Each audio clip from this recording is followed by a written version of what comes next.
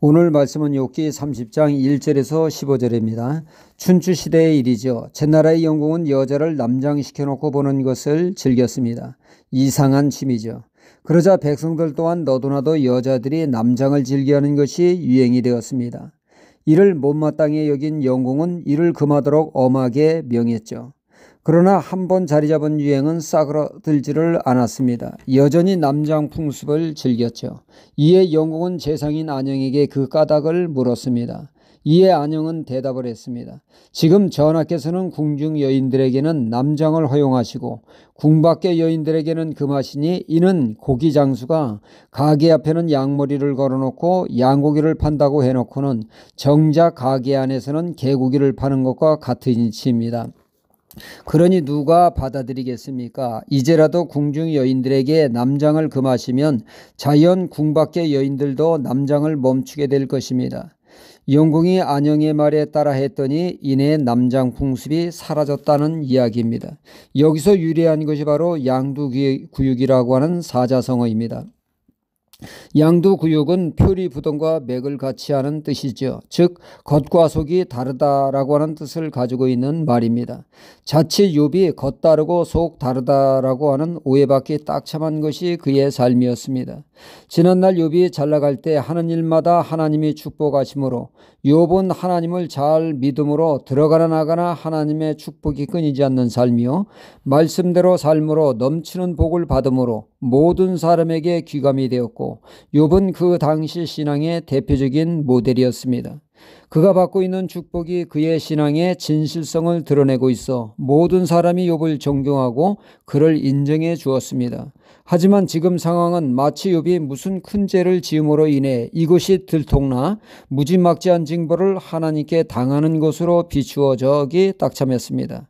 그가 지금 당하는 것을 볼 때 보통 죄를 지은 것이 아니요 결국 그 죄가 드러나 죄를 받는다고 말입니다. 즉 경건한 행세는 다 해놓고 사람들의 눈을 속이고 죄를 지어 그것이 결국 엄청난 징계를 받게 되었다라고 하는 얘기죠. 그래서 지난날 욥을 존경하던 사람들이 이제는 대놓고 그를 조롱을 합니다. 10절에 그들이 나를 미워하여 멀리하고 내 얼굴에 침뱉기를 주저하지 아니하나니 12절에는 욥을 원수로 대적하는 지경에 이르렀다고 그는 고백하고 있습니다. 기가 막힌 현실입니다.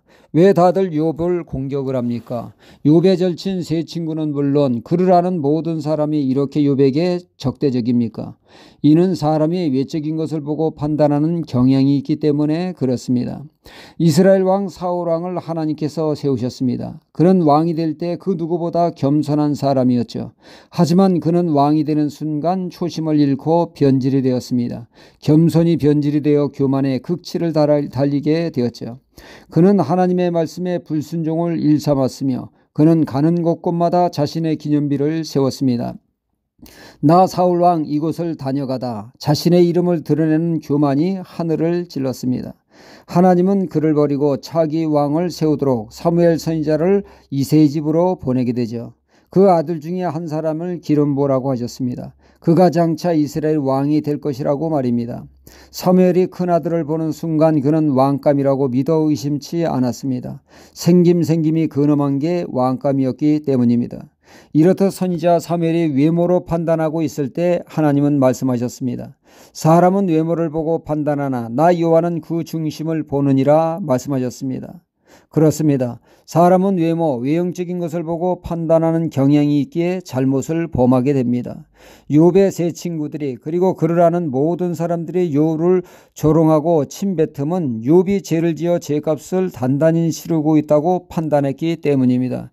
하나같이 외형적인 욥의 모습을 보고 그들은 그릇된 행동을 하게 된 것입니다. 그 중에 한 사람이라도 하나님과 같은 마음, 하나님과 같은 시각으로 보았다면 욥을 코너에 몰지는 않았고 오히려 욥을 이해했을 것입니다. 또한 욥의 말에 귀를 기울여 들으며 함부로 욥을 판단하지 않았을 것입니다. 겸손하게 이렇게 말했을 것입니다.